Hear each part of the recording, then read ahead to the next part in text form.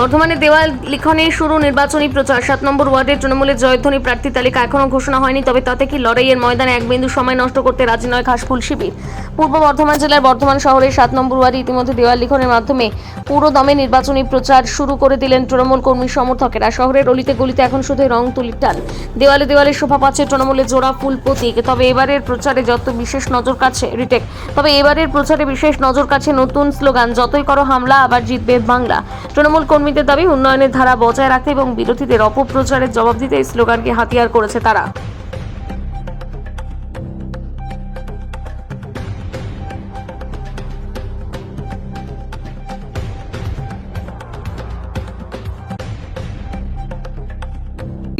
এটা হচ্ছে আমাদের 7 নম্বর ওয়ার্ড তৃণমূল কংগ্রেসের উদ্যোগে, এবং আমাদের এখানে উপস্থিত রয়েছেন আমাদের বর্ধমান শহর তৃণমূল কংগ্রেসের সাধারণ সম্পাদক সুবীর ঘোষ মহাশয় এবং আমাদের সকল দলের সহকর্মীরা উপস্থিত রয়েছেন।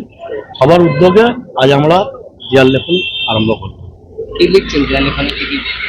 আমরা তো এখন প্রার্থী ঘোষণা হয়নি, এখন পার্টির প্রচারটাই লিখছি। আমরা তৃণমূলের প্রচারটা করছি, প্রার্থী তো এখনো ঘোষণা হয়নি, প্রার্থী জায়গাটা খালি রেখেছি।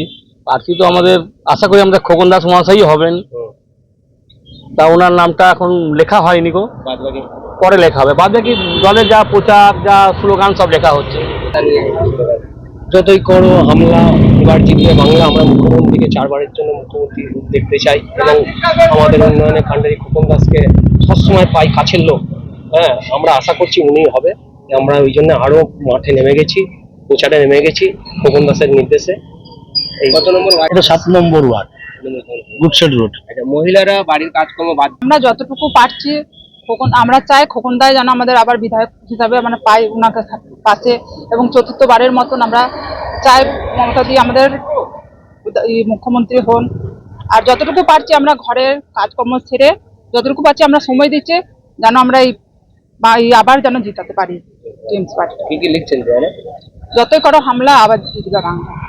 কতগুলো দেয়াল মোটর এক নম্বরে লেখা হয়েছে? এর মধ্যে মোটামুটি 12 থেকে 15টার মধ্যে